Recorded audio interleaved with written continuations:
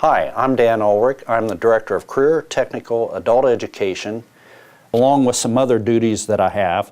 But my responsibilities as Director of Career and Technical Education covers not only what's going on here at the Career Center, but also what's going on in the schools throughout Vanderburgh County, the career and technical programs, as well as the schools in the other 4 counties outside of Vanderburgh County. We are actually part of Area Career and Technical District 46, and in that area we serve 5 counties, and the counties being, of course, Vanderburgh, Polsey, Warwick, Gibson, and Spencer counties. At this time, let's take a look at what is offered at the Southern Indiana Career and Technical Center.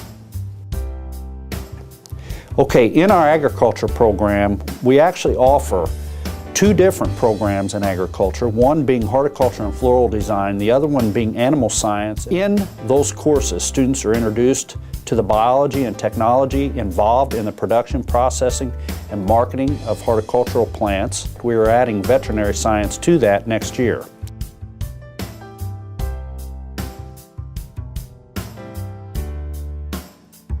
As a part of this career cluster, we also offer culinary arts.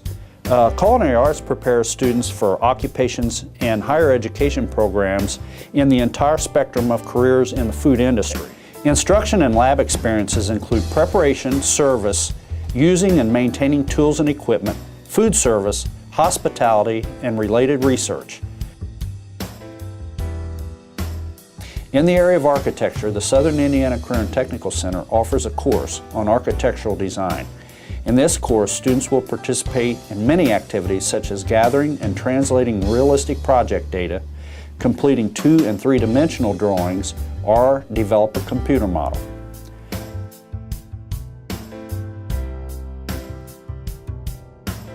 Project Lead the Way is also an architectural program in which students explore the fields of civil engineering and architecture by solving real-world problems and applying knowledge to hands-on projects and activities.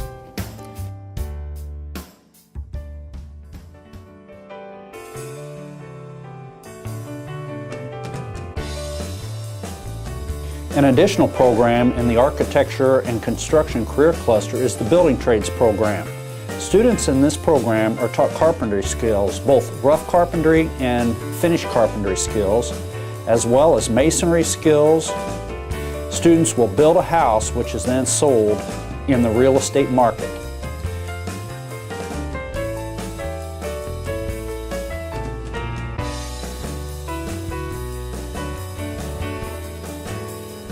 Students in the Residential Electricity program, also a part of the Architecture and Construction Career Cluster, learn residential and commercial wiring of buildings and structures. Students in this program wire the house, which is constructed by our building trade students.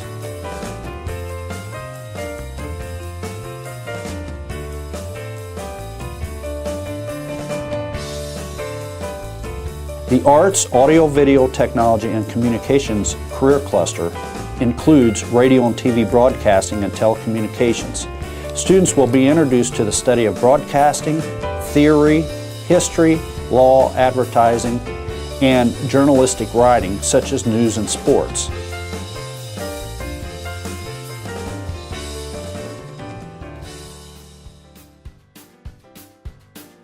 In the Graphic Communications program, students produce work in the technologies of printing, publishing, packaging, and electronic imaging.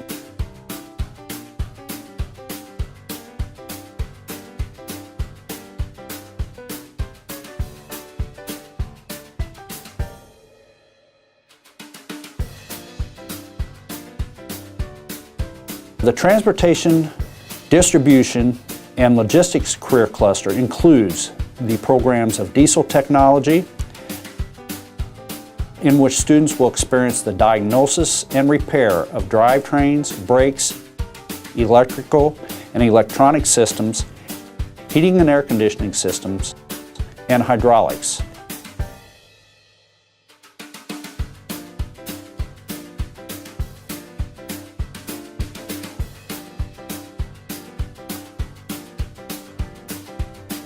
Activities such as repairing damaged vehicle bodies and frames, mixing computerized color, estimating repair costs by computer, and precision management are all represented in the auto collision and refinishing program, which is also a part of this career cluster.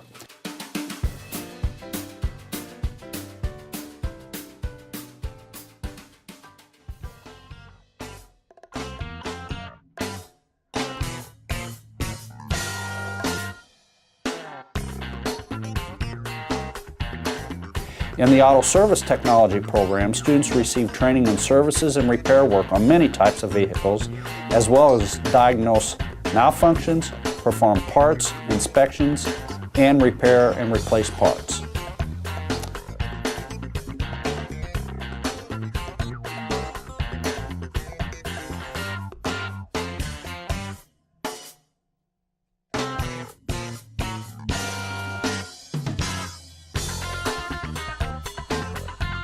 In the Health Sciences Career Cluster, this program is a 2-year program that offers students the opportunity to explore careers in medicine, practice employability skills, work through labs, and become certified as professional rescuers through the American Red Cross.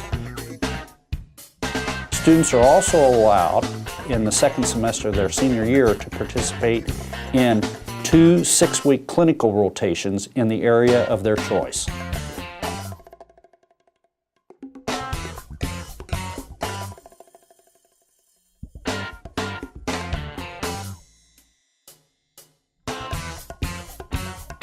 Our public safety program here at the Southern Indiana Career and Technical Center teaches students the chemistry of fire and the use of various methods designed to ensure community safety. This program is in the Law, Public Safety, Corrections, and Security Career Cluster.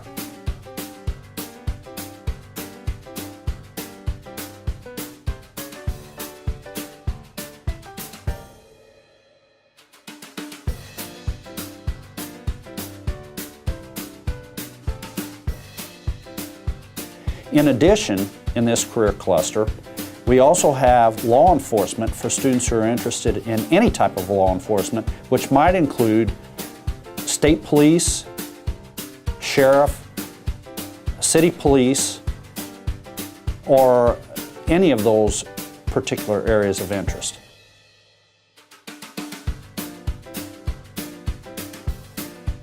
In the manufacturing career cluster, we offer advanced manufacturing. This program prepares students to apply technical knowledge and skills to repair and maintain industrial machinery and equipment. Students will participate in activities such as molding, fitting, and finishing plastic and materials into products.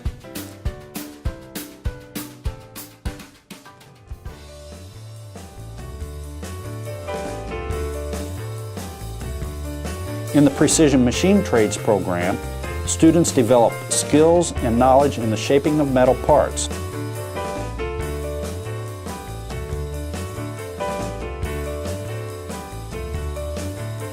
Students will use materials such as micrometers, indicators, combination squares, scales, and calipers.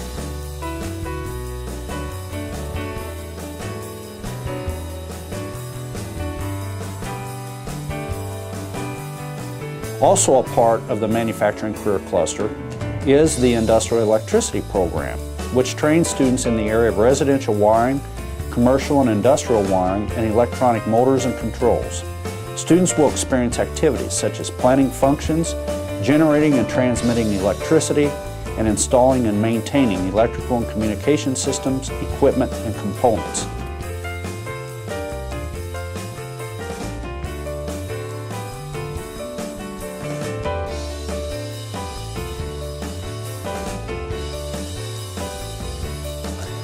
In welding technology, which is, by the way, American Welding Society certified, students study the areas of shielded metal arc welding, MIG welding, TIG welding, oxyacetylene, flame, and plasma cutting. Activities emphasize the properties of metals, safety, blueprint reading, electrical principles, welding, and weld symbols. Students will become proficient in welding metals in the 4 basic welding positions.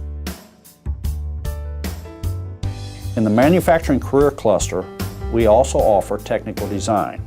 In technical design, students work on computers with the Inventor program, which is a CAD program, and they design parts and pieces which are utilized in the manufacturing process.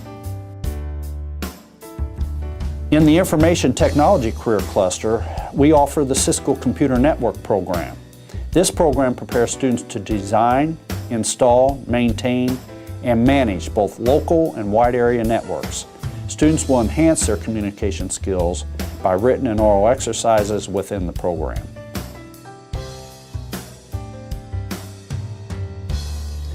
Career and technical education students can take advantage of competitive and leadership opportunities through student organizations such as BPA, DECA, HOLSA, Skills USA, and FFA.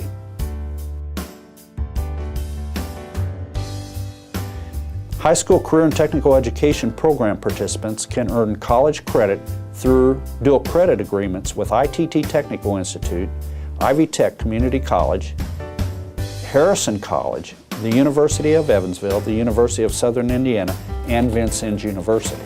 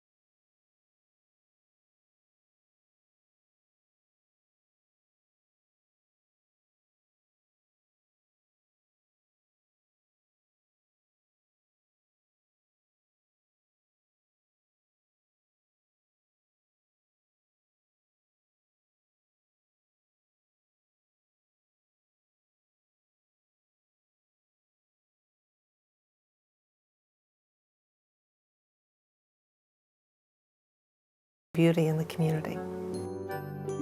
The Four Freedoms Monument were made of limestone in 1976 by Rupert Condick.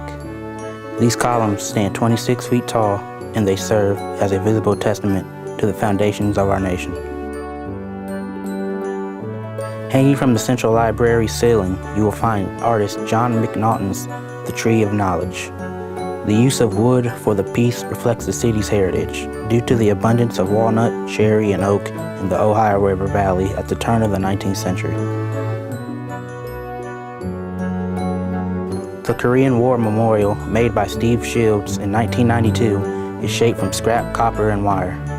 The sculpture is intended to capture the intimacy and camaraderie of war, as two weary and fatigue-clad soldiers support one of their wounded brethren. Since 2003, the Evansville Public Art Commission has approved criteria for public art, and some of the pieces that have been approved are Shirley's Blossom, that appears at the entrance to the west entrance on the Lloyd Expressway. It is a piece that was designed by Michael Shoulders, local architect, in honor of Shirley James. Another piece is a piece that was given to the city that we approved acceptance and placement, and that piece is in the lobby of the Victory Theater. It is called The Maestro, and it is by Tim Fitzgerald. The guidelines for submission of public art are many. They include an appropriate narrative of what the piece is about, what the construction and materials will be, where the piece would be placed, is it aesthetically appropriate, is it funded, how it will be paid for if it is a new piece or if it is a piece that has been given to the city. Be sure it is appropriate for the site and meets all of the criteria for safety for the members of our community.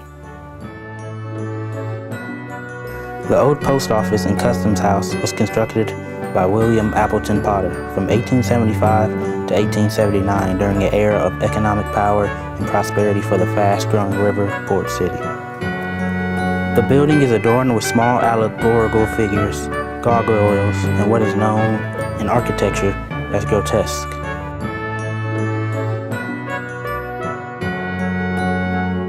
The old Vanderburgh County Courthouse was made from limestone in 1890 by Henry W. Walters, who was an architect, and Franz Engelsman, a sculptor. Like the old post office and customs house, the old courthouse has many unique sculptures adding to its charm. It was constructed to the look of a 19th century German Baroque architecture. For more information about the public art that can be found in the downtown area and around Evansville, visit the Evansville Public Art Commission's webpage at www.vanderburgh.gov.org. Our last segment is on Paws, which was produced by Junior Allie Martin. This unique animal rescue program has been working in the tri-state area to help animals in need. Hi, I'm Allie Martin with the EVSC Community Link. I'm here today in Bosse's Community Room with Martha Wirtz, a representative of PAWS, or Proving Animals Are Worth Saving. Thanks for being here with me today, Martha. So who have you got here on your lap? This is Freddie, and he's about a 1.5 year old long-haired Chihuahua. Does he have any kind of story? Yes, he was found standing in the middle of Martin Luther King Boulevard, and a lady picked him up, and nobody's ever claimed him, so Aww. He's going to be up for adoption. Well, that's good to know. And he'll find a home easily. So can you tell me a little bit more about the organization PAWS? Yes, our organization was started in 1998, I think, and it was a branch off of Warwick Adoption Center, or at that time was Warwick Humane Society, because we wanted to be a no-kill rescue group and not have to euthanize animals. And so a small group of women started it, and we've been here ever since. We do about 700 to 800 animals a year at about 15 foster homes, so we all do a lot of fostering. It must get rough taking care of so many pets. How many do you have? Right now I have 13 dogs, which is a house full. 3 of them are mine, but 10 are fosters. It's hard on your house, I will agree to that, you know, because most of them are not house trained. But it's a very fun job, very rewarding when you find them a good home. So about how many adoptions do you have a year? We have about 7, sometimes 800 a year. That doesn't always count all the ones that we send to other rescues. Sometimes we have pure breed rescues that will take certain dogs from us. But that's about what we do every year. So all those veterinary bills must take a big toll on your pocketbook. How do you pay for it all? Yes, they do. Our vet bill last year was $65,000. We do mostly on donations. We have fundraisers 3 or 4 times a year. We have families that just regularly donate to us. We do make a little money on our dogs. We try not to make a lot. We're not in the business to be making money on dogs. We just want to cover our expenses and have a little to help the next one. So that's mainly where our money comes from. What about surrenders? How many do you have a year? About the same amount, because we basically, get them in and find a home for them. But right now we're getting a lot of surrenders because the economy, people are giving up their pets, older people are moving to nursing homes or to assisted living where they can't take their pets, so we get a lot from older people. So are there times of the year where you have an excess of adoptable pets? Yes, mainly in the summertime, from spring till about this time of year, when all the kittens are being born, all the puppies are being born. If we could just get people out there to spay and neuter, we wouldn't have so many animals to take care of, but we do. And summer seems to be the worst. I decided to adopt with Paws because I had been fostering it with him a while, and I saw the dog, and I absolutely fell in love with him, and I couldn't live without him, so that's what made me get him. So do you have anything going on with Paws right now? Right now we are working on a very interesting project. We're dealing with an older man who lives on the riverbank, has 35 dogs. He's 92 years old. His dogs are very well taken care of, though, I have to say. But he's concerned that he's going to either die or go to a nursing home, and what's going to happen to all his dogs. So we've been making trips across the river every day to pick up 2 or 3 of his dogs. Wow. So it's been a fun project, and he's a nice man. He cries every time he gives them up. I feel so sorry for him, but he knows he has to find a place for them. If someone were wanting to adopt and see some of the animals that are up for adoption, where could they come and see them?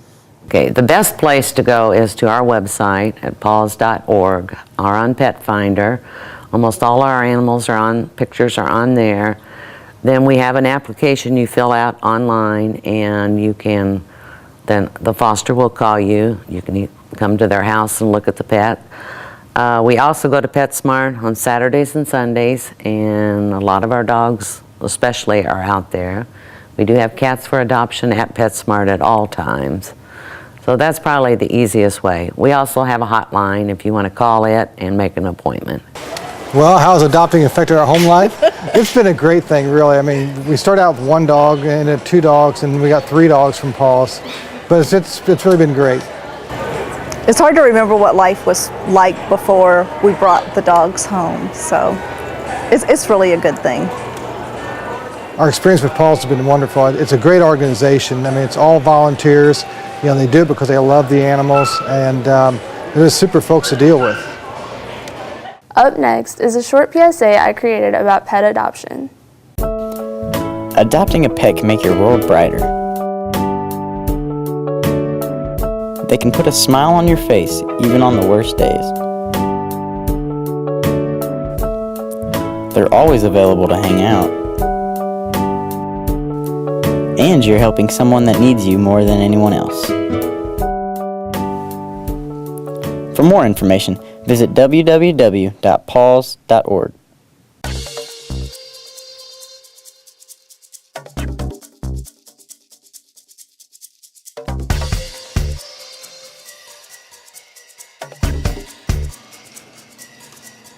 Bam! One more time. I mean, that's a mouthful. To learn more about the 22nd Annual Holiday Parade. Got it. Quiet on set. This is going to be good. Ready? 1.